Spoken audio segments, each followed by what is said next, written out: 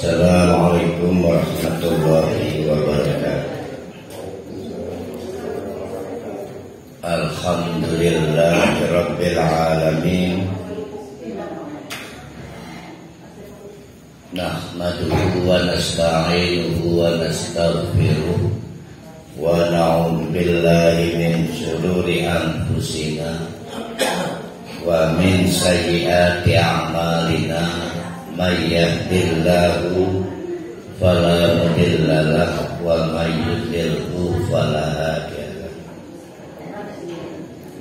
Asyhadu an la ilaha illallah wa asyhadu anna Muhammadan abduhu wa rasuluh la nabiyya ba'da. Mari kita bersyukur kepada Allah masih diberikan kesempatan oleh Allah dapat bertransaksi dengan Allah, yaitu transaksi yang dijamin tidak ada ruginya. Sedang transaksi lainnya mungkin saja berakibat kerugian. Untung belum tentu, rugi mungkin terjadi, tapi transaksi dengan Allah dijamin tidak ada ruginya, bahkan untung dan terus untung. Salah satunya mengkaji Al-Quran. Transaksi-transaksi lain yaitu sholat, zakat. Tidak setiap orang diberi kesempatan transaksi. Ada yang dibuat tertidur, akhirnya waktu sholat lewat. Ada yang dibuat sibuk sehingga bentrok, harus memilih mau kondangan atau pengajian. Ada aja cara setan itu menggagalkan setiap peluang transaksi. Bahkan kejam, kita kadang harus milih senam apa pengajian, arisan apa pengajian. Yang paling sedih anak kita ngasih kerjaan suruh ngurus cucu, akhirnya harus memilih mengurus cucu apa pengajian. Padahal waktu kita sebagai orang tua sudah semakin pendek, butuh banyak bekal. Tapi anak-anak kita ini tidak punya rasa iba pada kita. Titipkan cucunya karena anaknya mau senam, mau jogging ke alun-alun.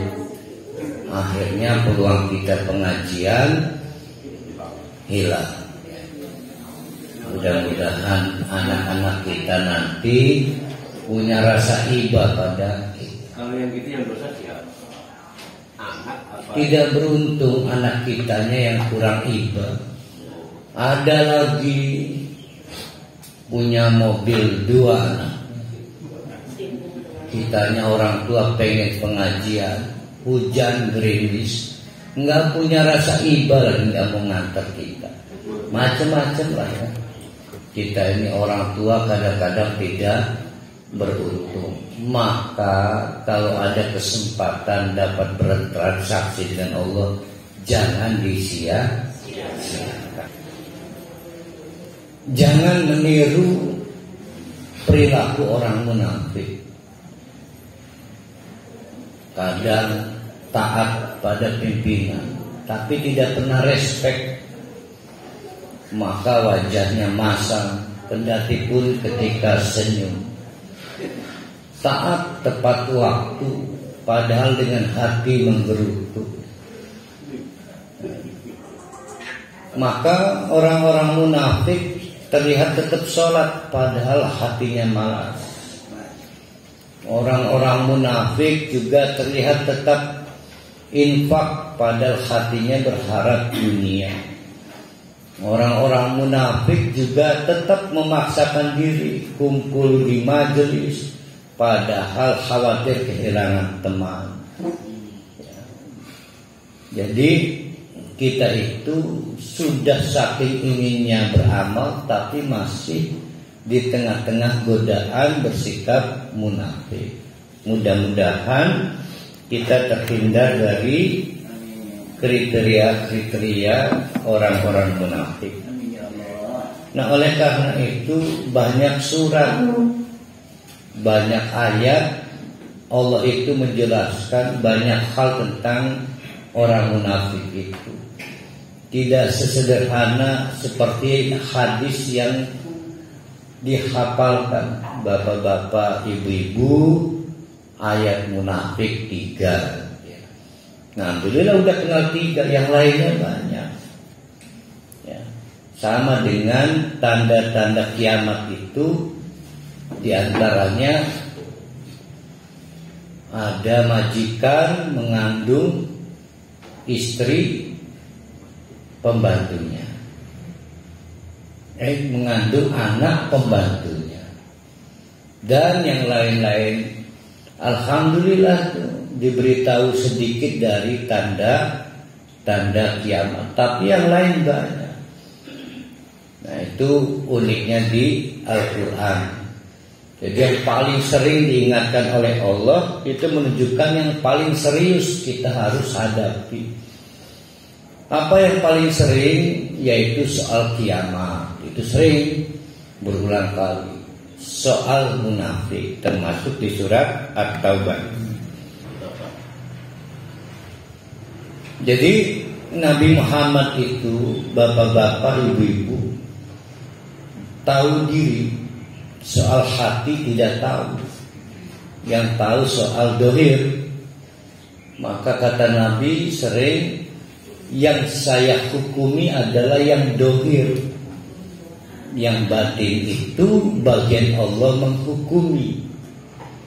Itulah kenapa sering kali Nabi ngotot tetap pengen mendoakan, menyolatkan orang-orang yang oleh orang lain diduga munafik.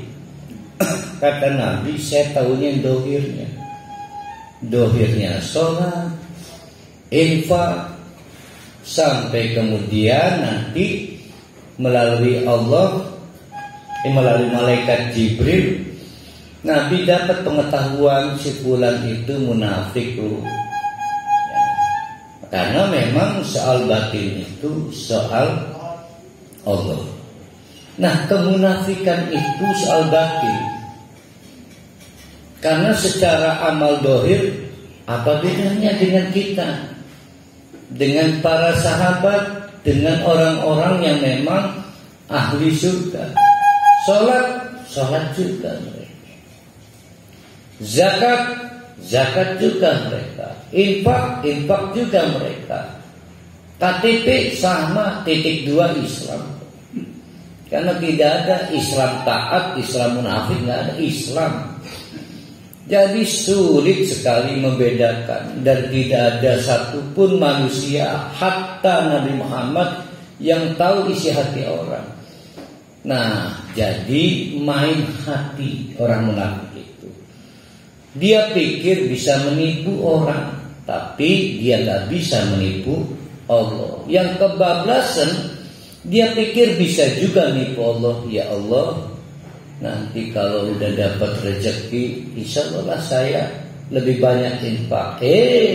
Akhirnya nggak juga infak.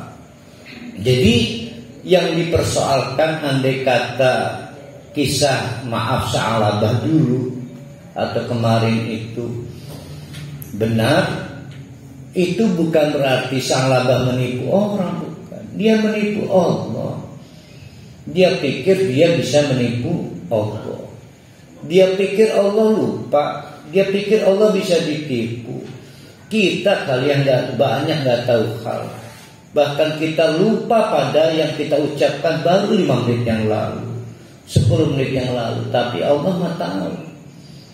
Sudah berapa ribu kali sholat per hari? Nggak tahu. Allah tahu. Per hari udah bisa ngitung belum berapa miliar kali mengedipkan mata.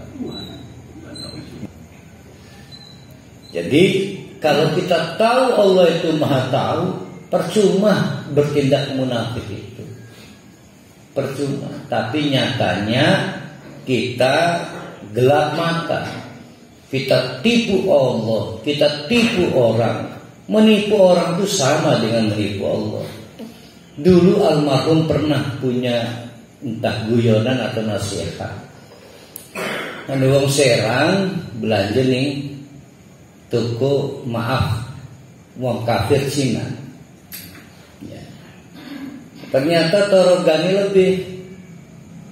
Tahu buneng yang endah torogan. Kembaliannya lebih. Maka kata wong Serang itu selain akan ke Cina iki. Nah kata almarhum Cina juga manusia. Cina juga manusia. Itu udah lagunya. Cina juga manusia.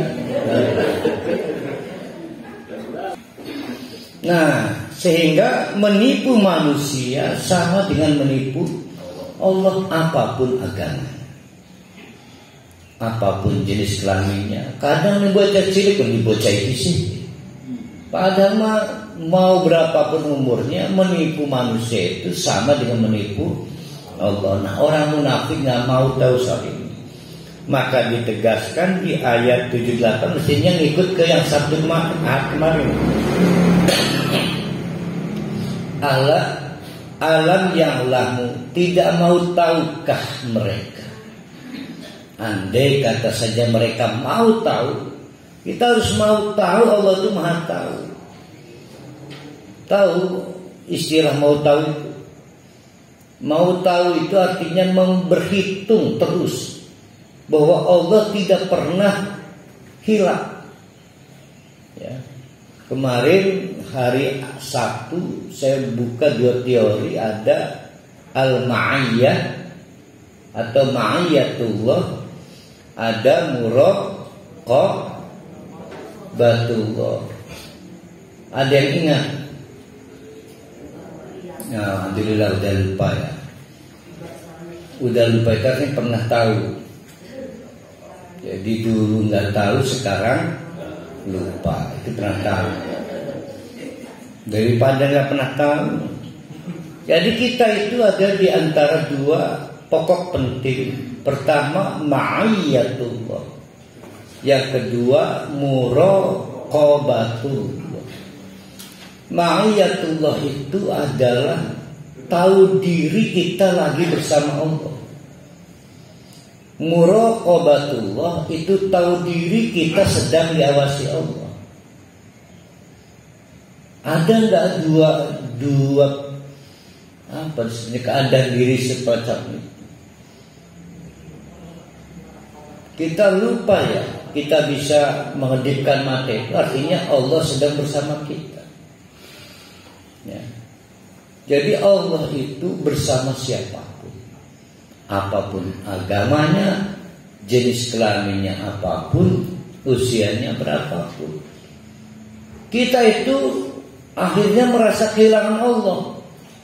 Begitu butuh Allah ketika sangat butuh kita. Ngedoa lagi. Bahkan tidak percaya diri maka nyewa ustaz lagi.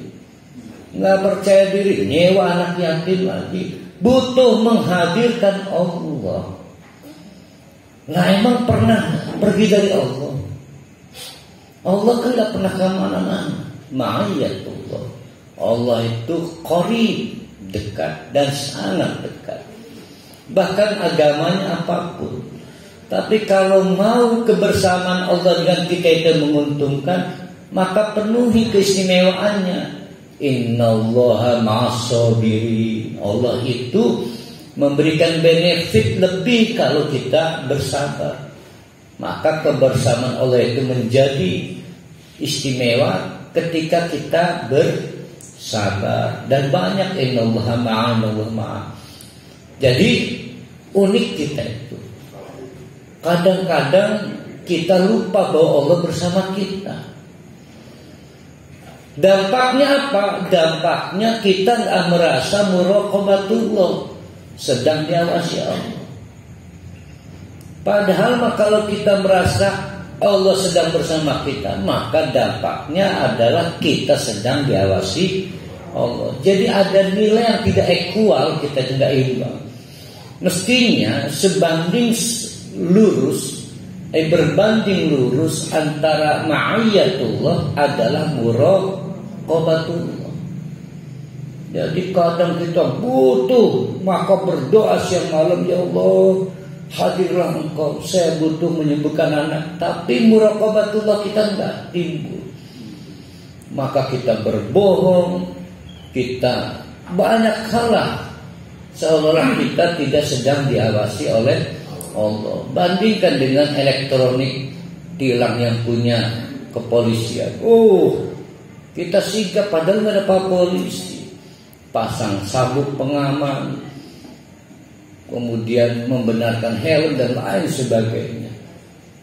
Jadi kehadiran Allah kalah dengan tilang elektronik itu. Kenapa? Karena tilang elektronik mendenda seketika hari ini. Allah mendendanya nanti. Jadi pangkal pokoknya adalah lemah kita percaya pada hari akhir. Ya, kita lebih percaya sekarang. Nah, orang munafik seperti itu. Maka kata Allah, alam ya'lamu, andai kata saja mereka mau tahu, tidakkah mereka mau tahu annallaha, bahwa sesungguhnya Allah itu ya'lamu, terus menerus tahu, sirrohum, rahasia mereka orang-orang munafik, termasuk rahasia kita. Tahu, bahkan kita sudah lupa dengan rahasia kita. Ya, punya rahasia kan, saya dengan teman SD sudah lupa saya. Jangankan rahasianya, nama temannya sudah lupa. Allah mah tahu. Nanti di padang mahsyar kita diingatkan, kamu ingat nggak ini siapa? Lupa teman kamu SD. Kamu ingat nggak punya rahasia dengan dia? Lupa. Tapi Allah punya catatannya semuanya. Wa najwahum, dan juga bisik-bisik. Nah, Bu Neng Sulia bisik-bisik dengan Bu Nena dulu setahun yang lalu, ingat enggak? Lupa, Allah Maha tahu. Jadi jangan coba-coba merasa tidak ada yang tahu kecuali dirinya. Ada yang bilang siapa yang berbuat salah, yang tahu hanya Sambo, Ibu PC, dan almarhum menjadi salah. Allah Maha tahu. Ya Allah Maha.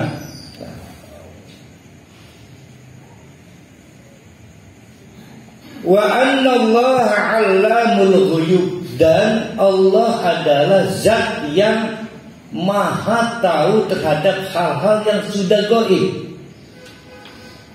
Yang baru kita lakukan tadi pagi, berapa yang masih kita ingat? Sudah gaib tuh. Yang kemarin kita lakukan, berapa yang masih kita ingat? Sudah gaib. Jadi yang sudah gaib itu yang sudah berlalu. Alamul ghuyub, yang sudah gaib bagi kita. Bagi Allah tidak ada yang gaib.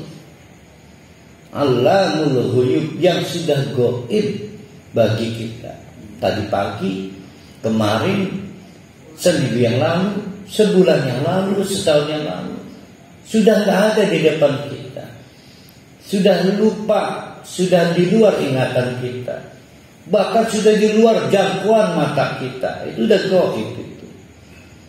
Kita nggak tahu di balik tembok ini, Allah tahu. Nah, padahal ada dinamika, ada kehidupan.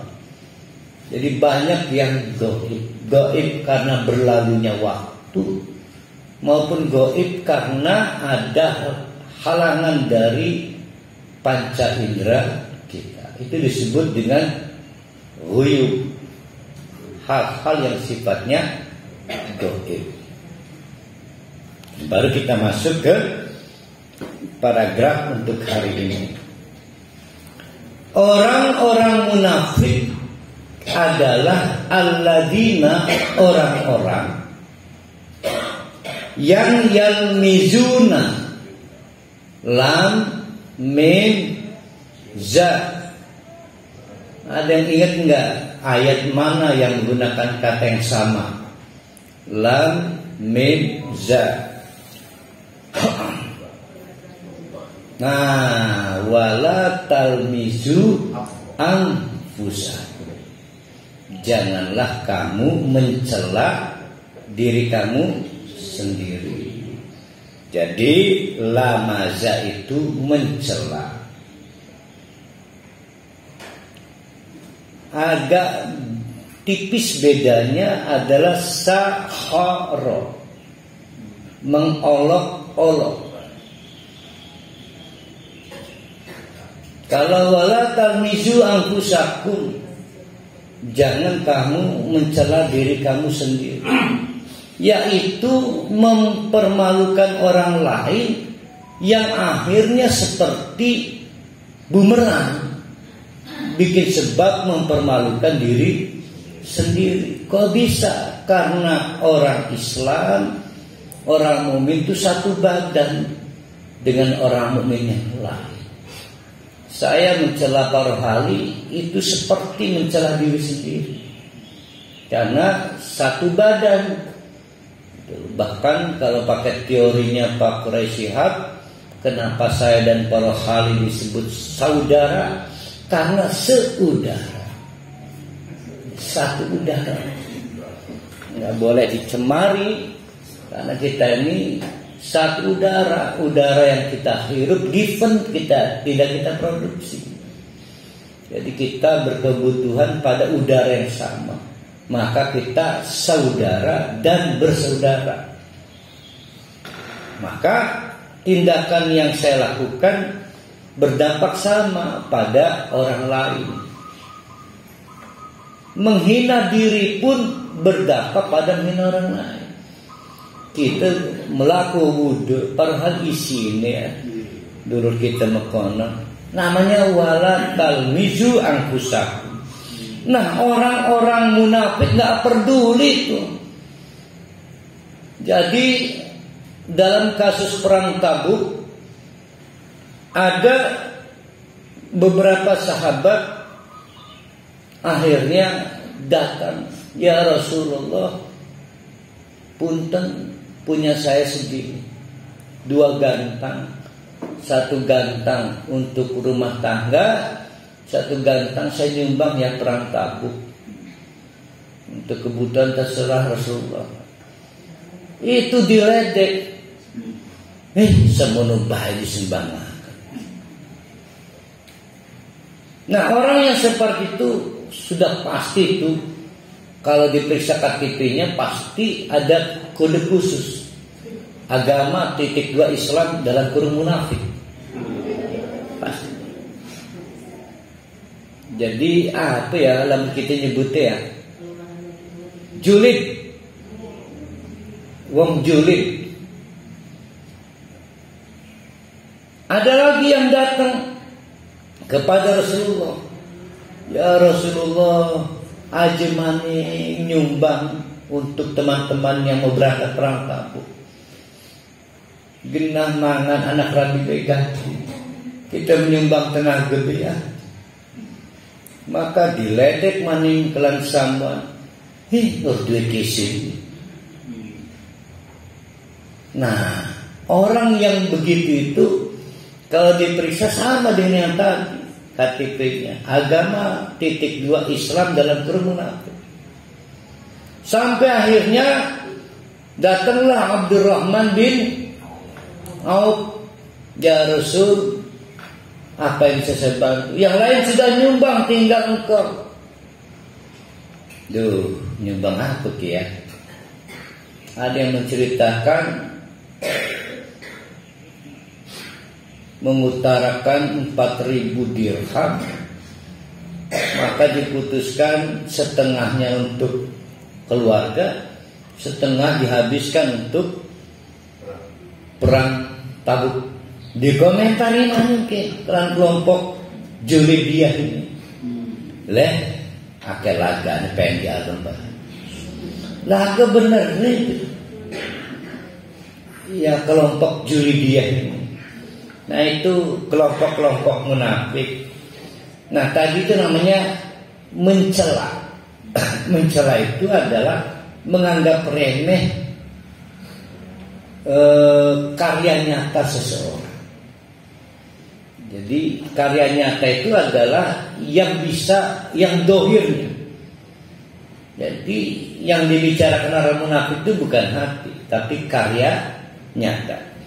Alladzina yalmizuna, yaitu orang munafik adalah orang-orang yang suka mengejek, menganggap remeh al-mutawwi'ina.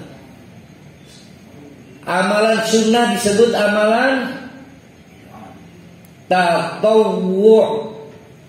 Ingat ya. Nah, ini mutawwi'ina yang melakukan amalan sunnah. Jadi bukan amalan wajib, yaitu infak. Minal mu'minina, di kalangan orang-orang mukmin, fis sadaqati, dalam bentuk sedekah. Tadi itu ada yang berbagi, punya 2 gantang, ada yang datang cuma nyumbang tenaga, ada yang memang jor-joran, nggak ada benernya, semua dianggap remeh, dinilai negatif thinking. Maka kelompok yang negatif thinking itu disebut orang-orang munafik. Bahkan orang-orang munafik juga mencela walladzina, orang-orang la yajiduna illa juhdahum, yang tidak punya apa-apa kecuali tenaga belaka. Nyumbang tenaga doang lah. Saya ya Rasulullah tukang ngebersih pedang, di pedang kumpulan macam-macam. Itu diledek mana, pengen gue jas orang ngemodal gimana. Sudah kebenaran deh. Enggak cukup di situ, fayas haruna minhum, mereka kemudian mengolok-olok. Beda nih, yang tadi mencela, ini mengolok-olok. Jadi mana tadi yalmizun, siapa yang ingat? Humazah, lumazah, sama tuh kan. Wailul likulli humazatin lumazatin. Nah, sama tuh yalmizunnya. Lam mim za. Bedanya apa humazah dengan lumazah? Kalau humazah itu mengolok-olok fisik, namanya body shaming. Kalau lumazah mengolok-olok material. Nah, ada pelawak tidak cerdas itu. Kalau pelawak cerdas, dia baca bahan, dia tulis dulu, baru dia ngelawak. Tapi yang gak cerdas akhirnya menjadikan olok-olok atau celaan body lawannya. Kalau lawannya bodinya normal, nah body dirinya sendiri. Nah, itu pelawak gak cerdas. Tapi laku juga di televisi, banyak yang tertawa. Mungkin saya, mungkin para ahli, karena kitanya juga penonton gak cerdas. Jadi udah pelawaknya gak cerdas, TV-nya gak cerdas, kitanya juga penonton gak cerdas. Jadi di Indonesia nya gak cerdas yang laku. Nah itu lumayan.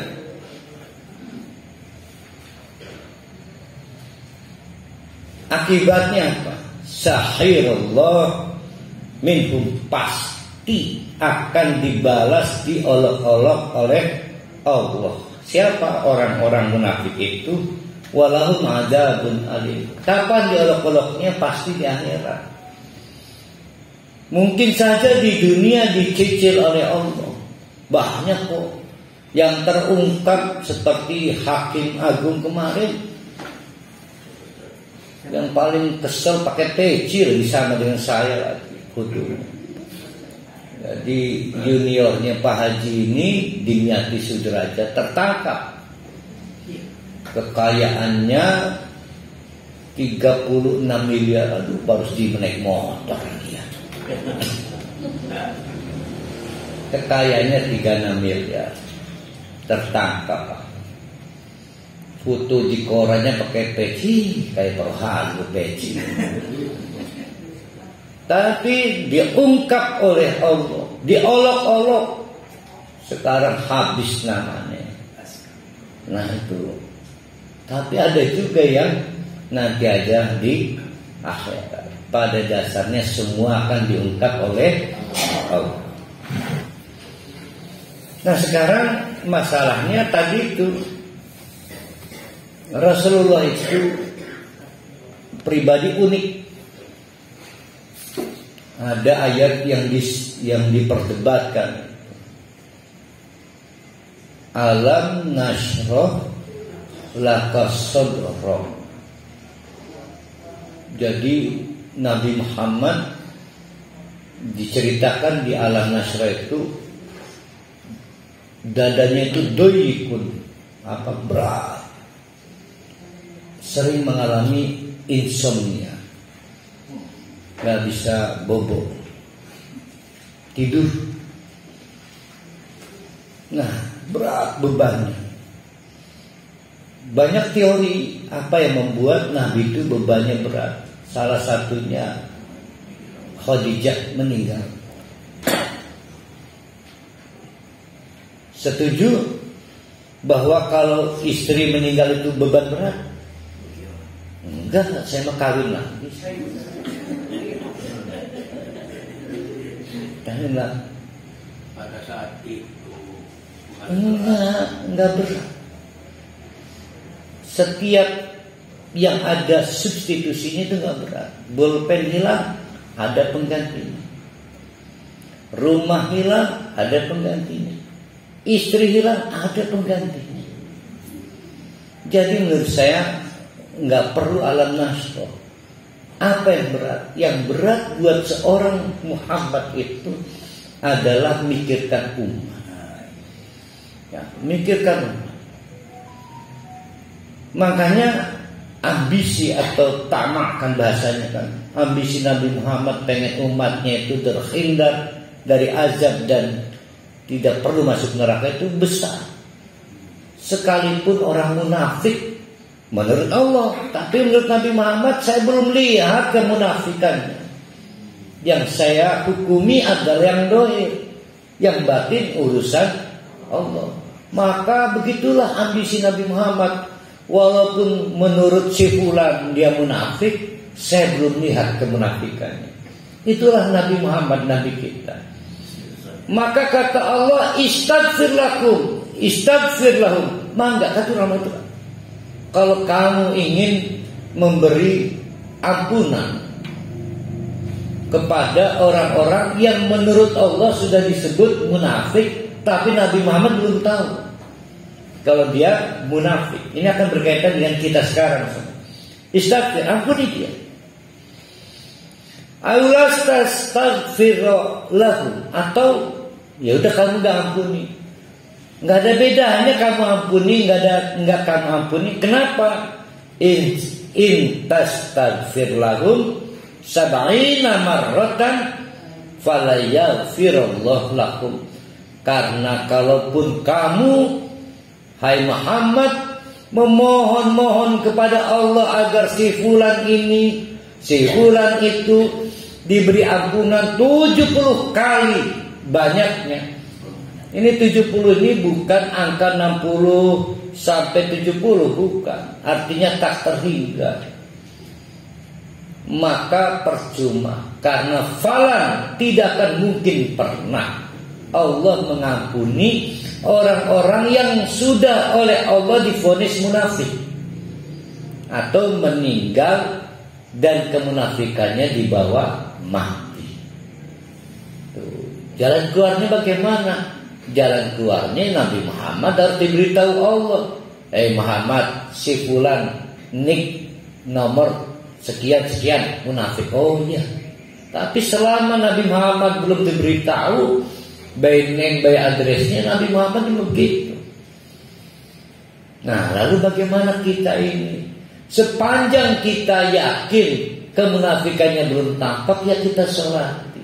Kalau meninggal, kita doakan kalau meninggal. Tapi ada mungkin nggak kita dapat mimpi, akhirnya diberitahu dia munafik. Nah, ini mimpi kita ini kan kebanyakan bunga tidurnya gitu.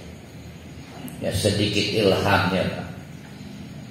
Jadi akhlak kita itu sepanjang kita belum yakin atau belum tampak kemunafikannya, maka kita ikut berbela sungkawa. Tapi secara prinsip kita menyatakan, mendeklarasikan, menolak tindakan-tindakan kemunafikan. Nah, nanti kita baca ayatnya, kita dilarang menyolati. Itu saya pahami, kita memberi hukuman sosial, memberi sanksi sosial kepada siapapun orang muslim yang melakukan tindak kemunafikan. Buzzer itu kemunafikan apa kekafiran? Kemunafikan yang nanti berujung kepada kekafiran. Nanti kita akan ketemu ayatnya. Dzalika bi annahum kafaru. Ketika orang itu mati belum sempat taubat, membawa kemunafikan, keburu mati belum sempat taubat, maka dihukumi oleh Allah kafir. Dihukumi Allah kafir. Karena kafir maka kita nggak boleh nyolati orang kafir. Jadi bukan nggak boleh nyolati kemunafikannya, dia keburu mati belum sempat taubat. Nah, ada yang pernah tahu orang mau mati tobat atau enggak tobat? Enggak ada yang tahu. Jadi kita itu memang hanya tahu hal dohir, hal batin kita enggak tahu. Ya siapa tahu nanti Bu Neneng Suliah didatangi malaikat Jibril. Itu munafik itu. Makasih malaikat dikasih tahu. Tapi kan orang kayak Bu Neneng 1.000.000. 1.000.000. Allah alam bisawab ya. Kita ini masih terus akan mendapatkan keajaiban dari Allah. Jadi kenapa kita tidak boleh memintakan ampun kepada orang munafik? Bukan kemunafikannya, tapi zalika bi annahum, oleh sebab mereka itu kafaru, dihukumi melakukan tindak kekafiran. Kepada siapa dan kepada apa? Yaitu billah, kepada Allah, wa rasulihi, dan kepada Rasul Allah. Wallahu, dan adapun Allah itu la yahdil qaumal fasikin, memang gak akan pernah memberi petunjuk kepada orang yang memang fasik. Ya, fasik. Di antara ciri munafik lagi, tadi tukang mencela dan tukang mengolok-olok, adalah fariha. Senang orang munafik itu kalau tidak dibebani proyek-proyek Islam.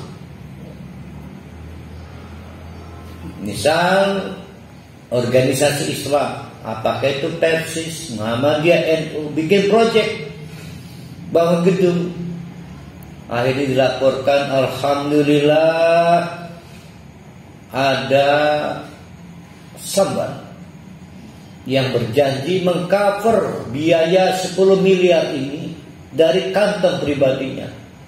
Itu kalau kan pada Quran, alhamdulillah, dengarkan yang paling keras itu orang munafik.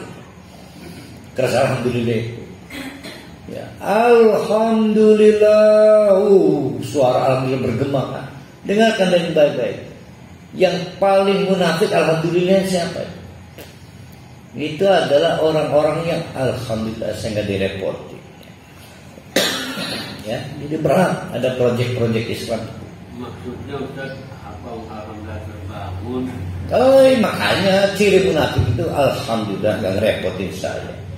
Tapi yang alhamdulillah lainnya seperti dibilang para wali, alhamdulillah akhirnya terwujud juga proyek Islam. Jadi ada dua alhamdulillah. Nah, pada saat perang Tabuk itu akhirnya berangkatlah pasukan Rasulullah.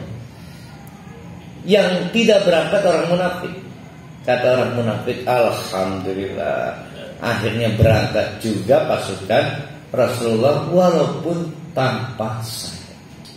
Nah, ini direkam oleh Allah. Kata Allah, fariha, senang itu al-mukhallafuna, orang-orang yang ditinggal di maq'adihim, duduk-duduk mereka itu bertahan di Madinah sementara pasukan Islam berangkat ke Tabuk.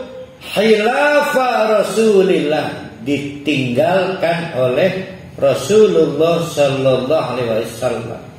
Bahkan saking munafiknya wakarihu, nggak senang mereka itu, menunjukkan perasaan tidak senang. Ayujahidu, lihat orang-orang berjihad bi amwalihim, dengan membawa harta, wa anfusihim, dirinya juga berangkat fi sabilillah, di jalan Allah. Jadi yang tadi dibilang para wali ya ini, ada yang senang proyek Islam terwujud, ada yang enggak, ada yang kok bisa sih ada yang nyumbang 10 miliar, aneh ya orang munafik mah. Ada orang nyumbang 10 miliar dipersoalkan, dah paling cari nama itu dia nanti pengen jadi ketua itu organisasi Islam itu. Anu bahaya lo munafik. Jangankan begitu, yang datang ke Islam kaujon aja paling nyari zaburnya itu. Ada nggak hari ini zabur? Nggak ada ya. Zaburan mas.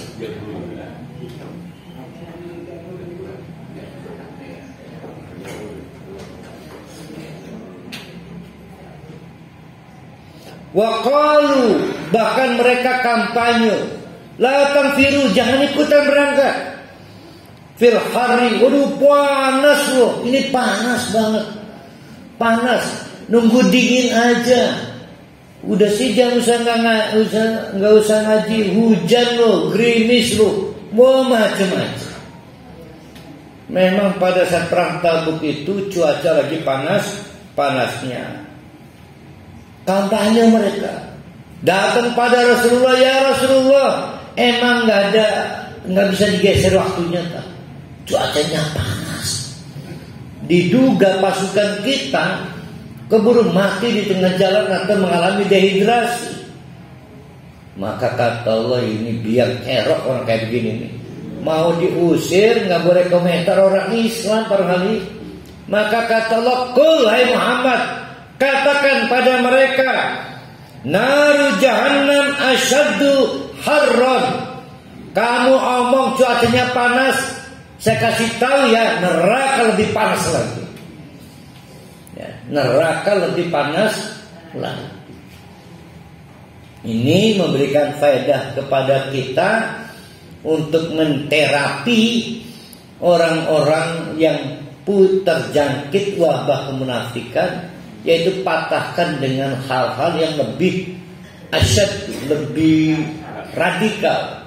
Engkau ini rugi kalau menyumbang gede-gede mah, kamu akan lebih rugi lagi kalau masuk neraka. Ya. Waduh, engkau ini kering kalau kudanan, kamu akan lebih parah lagi sakitnya kalau masuk neraka. Jadi lebih radikal lagi. Nabi Muhammad juga diminta untuk menjawab komentar-komentar yang membuat patah arang dan menurut semangat pasukan Rasulullah. Jadi orang-orang munafik bicara soal strategi Rasulullah yang salah memilih waktu, karena pada saat itu cuaca lagi panas-panasnya. Maka kata Allah, qul, katakan hai Muhammad, jawab, jangan dibiarkan itu orang-orang munafik mengacaukan persiapan perang Tabuk. Jawab. Apa jawabannya? Naru jahannam asyaddu harran, bahwa neraka jahanam itu nggak ada bandingannya kalau dibandingkan dengan cuaca panas ekstrim sekalipun di dunia ini. Laukanu yafqahun, sayang mereka tidak mau tahu. Nah, ini ayat berikutnya ini unik dan harus dipegang. Akhirnya orang-orang munafik ini pesta, merayakan kegembiraan. Bahkan kira-kira si fulan selamat ya di perang ya. Jangan-jangan mati itu dipanah oleh orang-orang Romawi. Oh, macam-macam, kurang ajar ada orang-orang munafik ini. Jadi ngobrol di warung kopi, ngegibah, ngebicarakan jelek nasib pasukan Rasulullah yang berangkat ke Tabuk. Apa dikomentari oleh Allah, direkam ini oleh Allah ini. Kata Allah, falyadhaku, silakan mereka ketawa-ketawa. Qalilan, tapi sedikit aja. Kenapa? Karena mereka akan waliyakku, lebih banyak lagi, kasiran lebih banyak lagi, waliyakku menangis. Kapan itu? Yang pasti di akhirat nanti. Menangis karena dimasukkan ke neraka.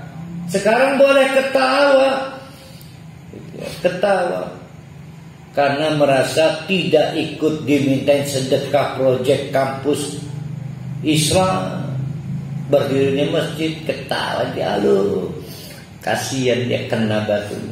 Silakan ketawa, tapi paling gak akan lama itu. Yang lama akan dilakukan dia menangis. Ini unik ayat ini ya, bisa ditulis di dinding ya. Jazaan bima kanu yaksibun, itu setimpal dengan kelakuan mereka yang berbasis kemunafikan. Nah, rupanya katut juga terbawa juga orang-orang munafik ini. Ada yang kebawa ke perang Tabuk, ngejengkelin aja. Pokoknya pelajaran lah. Kalau bisa di organisasi Islam, di kepengurusan jangan ada orang munafik. Coba minta itu insinyur-insinyur membuat semacam mesin yang bisa mendeteksi berapa tingkat kemunafikan orang. Mesin ini kayak lie detector gitu, agar organisasi kita nggak disusupi orang-orang munafik. Organisasi Islam, masjid ini sering mereka ini menyusup. Ini juga termasuk ikut ke perang Tabuk. Waktu bikin repot. Sepanjang orang munafik itu ikut, satu ngomentarin jelek terus, tidak pernah mutlak taat, sedangkan pasukan perang harus mutlak taat. Ini menggadu rewel benar. Maka kata Allah, aja diulangnya Nabi ya, mengkomani wong kai konon andi diajak perang. Maka kata Allah, fa in raja'aka Allah ila ta'ifatin minhum fasta'zanuka lil khuruj, mengkomani kalau mereka minta izinnya Rasulullah, ampura ya, saya mengikut perang, izinin, jangan ditahan-tahan, biar gak usah ikut sekalian. Nah, itu maksudnya ya.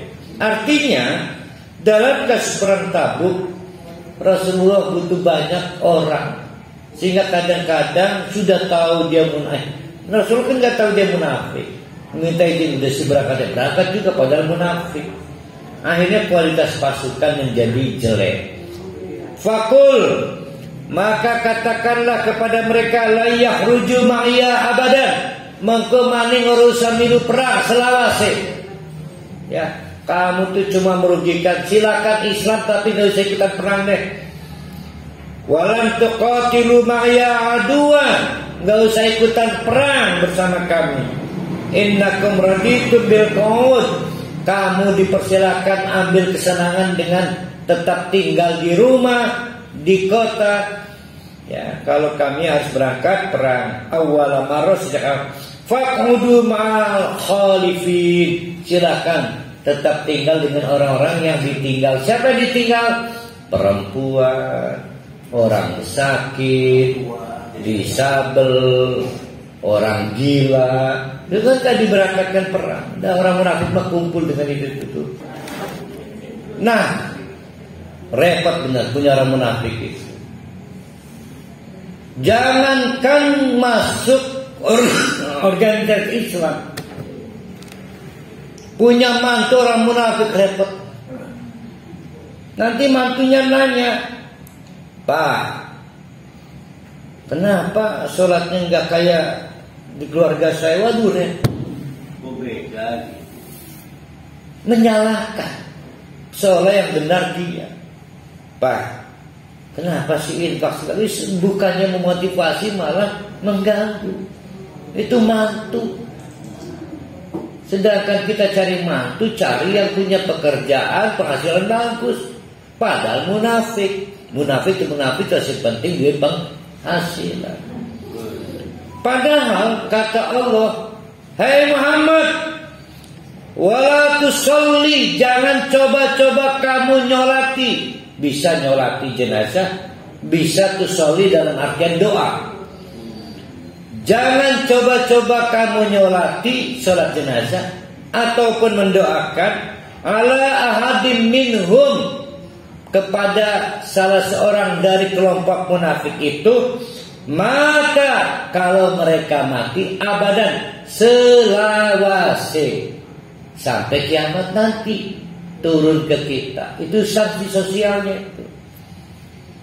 Berarti kalau lebih preventif, jangan coba-coba berkumpul dengan orang dengan sifat-sifat munafik. Walaupun jadi mantu dalam kepengurusan organisasi Islam, macam-macam lah. Fakudu, fakudu mana itu? Wala takum ala qabrihi, aduh sedih amat. Sholat nggak boleh, ngedoakan nggak boleh. Wala takum ala qabrihi, apalagi kalau dia mati di kubur. Saking spesialnya kita kan ngedoa di samping kuburannya. Untuk mereka jangan pernah dilakukan. Ya, untuk mereka jangan pernah dilakukan. Kuburan itu pada saat dikubur apa pada saat mengenang? Setelah dikubur. Pada saat mengenang. Akhirnya kapan tuh? Nah Ustaz, kalau ini jenazah kuburan Taman Makam Pahlawan, nah ini yang jadi masalah. Sekali lagi, jujur saja kita nggak tahu hati mereka. Kita tahu dohir mereka. Jadi ya sudahlah, inilah keadaan kita. Kita cuma tahu dohir mereka. Tapi faedah yang kita ambil, ada sanksi sosial yang diinginkan Allah kepada orang-orang munafik. Kalau matinya aja begitu, berarti hidupnya jangan ditemani. Ya, hidupnya jangan ditemani.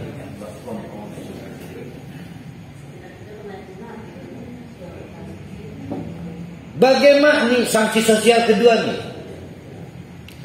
Wala tu'jibuka, jangan juga engkau kagumi, hai Muhammad, juga untuk kita, amwaluhum, kalau mereka memang kaya. Ada orang munafik kaya, bingung gak? Bingung kan? Kita nggak mengagumi kemunafikannya, kok kekayaannya untuk kali ini jangan. Sering nggak kita ngomong, saya nggak memuji ininya, akhlaknya, muji kekayaannya. Untuk kasus ini jangan. Ya. Jadi kalau kasusnya munafik, kalaupun dia kaya, please jangan memuji kekayaan. Please. Mana ulangi? Wa auladu kadang-kadang juga ngebingungkan. Bapaknya munafik, anaknya ngegemesin. Pinter. Untuk kasus ini jangan coba-coba memuji anak-anak. Artinya apa ini? Sanksi sosial. Bu Nena akhirnya tahu. Oh, kamu anaknya si Fulan. Iya, Bu. Berani enggak menghapus beasiswanya? Maaf, kata Bu Nena, saya mendorong peluang untuk anaknya. Lihat dong siapa ayahnya. Berani enggak memberi sanksi sosial agar dia tahu? Maka dipanggil anaknya, kamu tahu nggak siapa bapak kamu? Tahu. Berapa kadar kemunafikannya kamu? Wow, tebel banget. Maaf, resiko yang harus kamu terima sebagai anak dari orang munafik, kamu saya batalkan beasiswa kamu. Aduh, itu disebut dengan waladu jibuka. Kadang-kadang kita ini terlalu baik.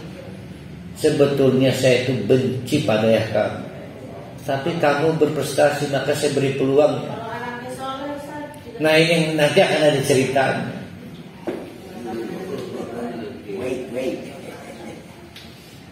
Kita kan akan ngomong, saya nggak ngagumi ayah kamu, saya ngagumi kesaudara kamu.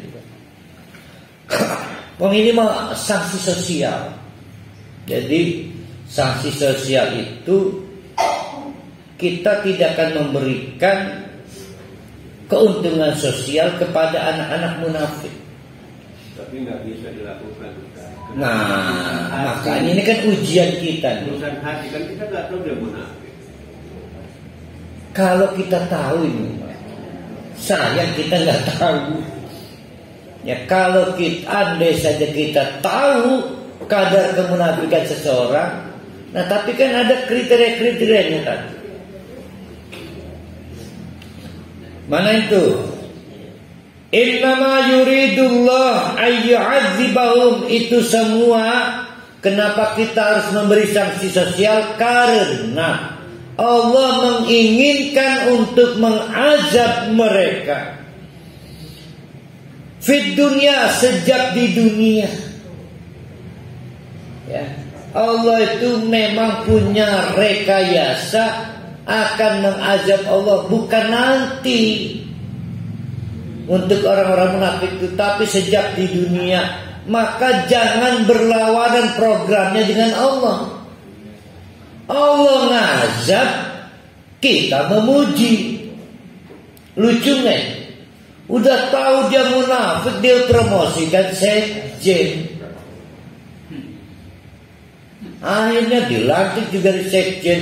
Baru sebentar jatuh lagi. Kan lucu kan? Program Allah ingin menghukum orang-orang munafik, program kita mempromosikan orang-orang munafik. Nggak matching. Ya. Makanya harus mau tahu kadar kemunafikan orang ini kan di dunia ini. Kita harus mau tahu jeli kadar kemunafikan orang.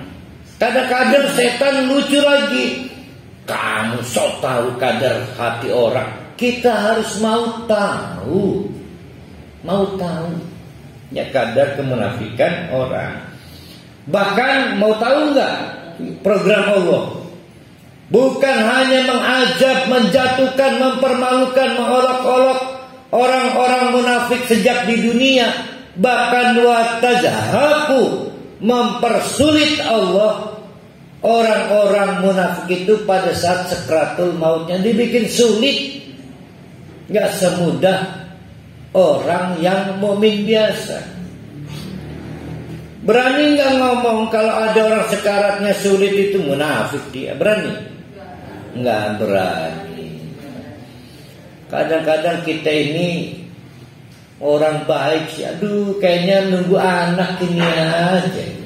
Nunggu anak-anaknya lagi penerbangan. Padahal mah buat tazhaku juga. Dibuat sulit sekaratnya.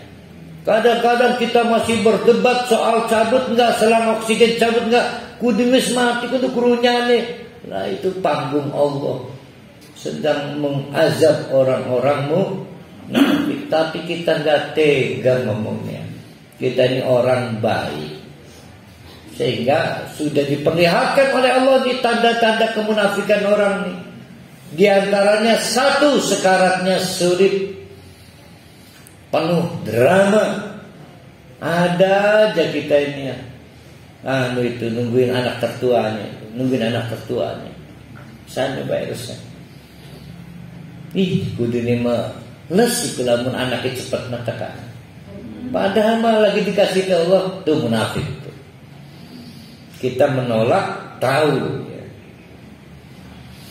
Wa tazhaqu anfusuhum wa hum kafirun, karena divonis Allah kafir. Kok kafir? Keburu dimatikan Allah, belum sempat tobat dengan kemunafikannya. Nauzubillah min dzalik. Nih ciri orang munafik lainnya, dan mungkin terjadi sekarang. Pada saat itu, pada saat di zaman Nabi, wa idza unzilat suratun an aminu billah, kalau turun surat atau ayat disampaikan kepada Nabi, maka Nabi menyampaikan kepada umat pada saat itu di Madinah, aminu billah, berimanlah pada Allah, wajahidu ma'a rasuli, dan berjihadlah bersama Rasulullah. Mungkin jihad dalam bentuk sholat, infak, sedekah, termasuk perang. Ista'dzanaka, pasti baik, minta dispensasi. Itu orang munafik. Ulul qawli minhum, minta dispensasi, perpanjangan waktu, mengkumanian. Itu udah ciri orang munafik. Kita menyebutnya ngeles baiklah. Wa qalu zarna nakum ma'al qaidin, bisa biaslah kami tinggal aja enggak apa-apa. Kami gak usah berangkat, nemenin ibu-ibu hamil, ibu-ibu nyusu, orang tua jompo, orang yang cacat. Memang cacat dia itu imannya, ya, memang cacat. Ada istilah gimana dia? Alam nasra laka sadrak wa wada'na wizrak ya. Nah, saya berikan. Wa wada'na, dan kata Allah, hai Muhammad, jangan sedih, jangan kecil hati. Wa wada'na, telah kami turunkan. Wizroka, wizrun itu beban yang sangat berat, sehingga dosa disebut wizrun juga. Wala taziru waziratun wizra. Nah itu sama, dosa itu disebut beban berat. Kata beban juga hamilun, maka ibu hamil disebut hamil. Apa bedanya hamil dengan wizrun? Seberat-beratnya ibu mengandung tetap mampu dilakukan. Enggak ada kan istri yang menulis surat pada suaminya, Pak, mohon maaf gak kuat mengandung anak kamu, saya mohon dispensasi, saya keluarkan dulu anak saya. Gak bisa. Pada akhirnya melahirkan juga.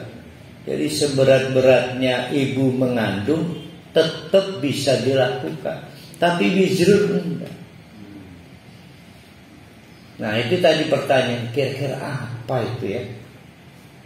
Istri meninggal, saya bilang ringan, sama dengan ibu mengandung.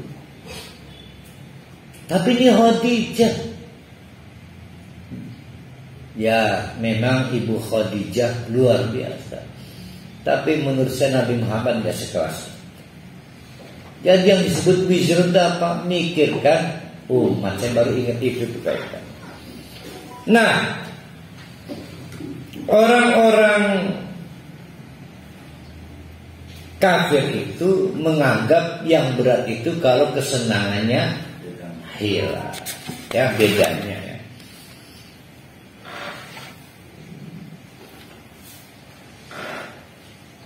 Radu, mereka malah senang bi ayyakunu ma'al khawalifi, ketika diputuskan untuk tidak diberangkatkan perang, memilih tinggal bersama orang-orang yang pantas ditinggal, yaitu tadi cacat, sakit, tamim.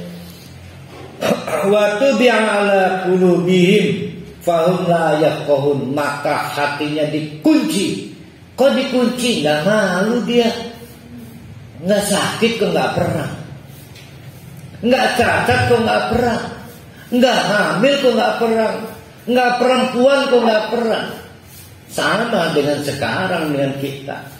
Wah, nggak sakit kok nggak pengajian. Ya. Sama. Nggak miskin kok nggak ikut nyumbang. Sama lah. Jangan mempermalukan diri sendiri. Wah, nggak miskin berkumpul dengan orang miskin. Wah, nggak sakit berkumpul dengan orang sakit.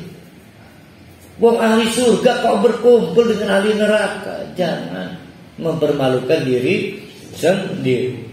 Lakinir rasulu, karena akan tetapi Rasulullah sallallahu alaihi wasallam walladzina amanu, dan orang-orang yang beriman itu mau senantiasa bersama-sama jahadu, berjihad, bi amwalihim, dengan harta mereka, wa anfusihim, juga apapun yang ada pada diri mereka, wa ulaika lahum al khairat, maka mereka dapat bonus berbagai kebaikan.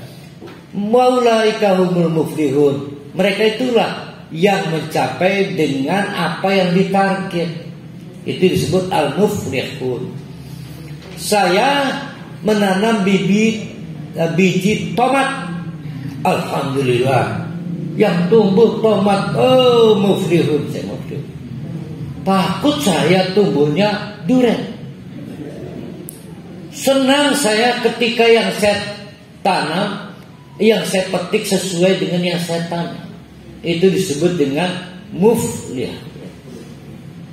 Jadi kesenangan orang itu ketika yang ditarget bisa tercapai. Nah, orang akhirnya berangkat perang bersama Nabi. Ya Allah, akhirnya nggak mati. Senang nggak? Senang. Akhirnya mati. Senang nggak? Ya nggak tahu mati kok. Nggak tahu. Emang pernah nanya orang mati senang nggak? Tapi kita tahu dia adalah syahid. Jadi orang perang dalam Islam itu temannya mati senang. Alhamdulillah dia syahid. Ternyata dia nggak dimatikan oleh Allah, tetap hidup, senang. Masih bisa ikut perang berikutnya, tercapai semua, dijamin sukses, maka disebut wa ulaika humul muflihun. Ya, akhirnya pasukan perang Islam yang gak mati pulang dalam keadaan hidup. Orang munafik juga hidup, gak mati. Tapi hidupnya orang munafik bukan hidup setelah peluang syahid. Ya hidup di seurip-uripe kaya wong cacat, orang sakit, jadi beda. Alhamdulillah, dia diberi kesempatan hidup setelah yang lain syahid. Tapi orang munafik dibiarkan hidup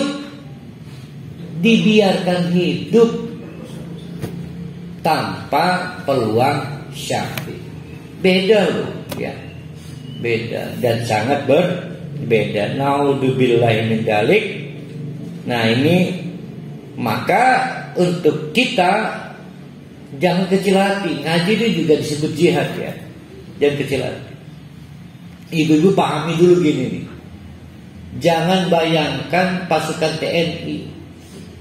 Ada yang keluarga TNI.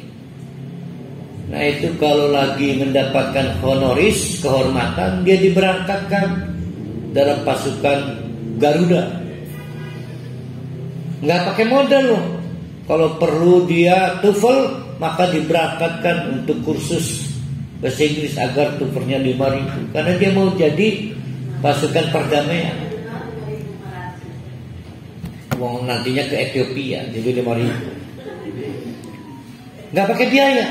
Tapi pasukan Rasulullah dulu harus modal sendiri.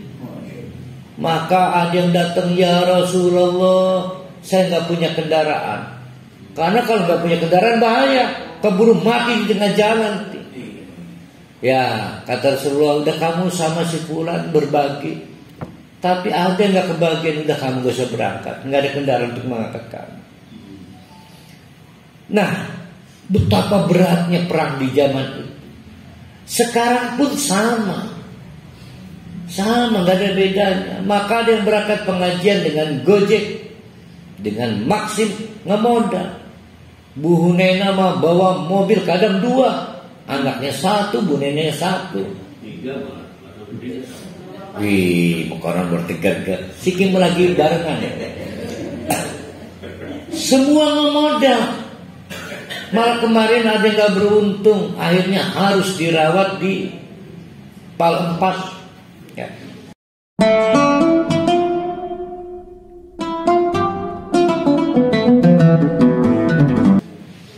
Jadi jangan merasa kok begini ya Ustaz, waduh dulu lebih begitu lagi. Yang terpenting adalah satu, a'addallahu lahum, untuk kita seperti sekarang, sebagaimana untuk para sahabat yang bersama Nabi berjihad, itu dijanjikan jannatin tajri min tahtihal anhar, sudah pasti akan dapat surga, khalidina fiha, akan stay di sana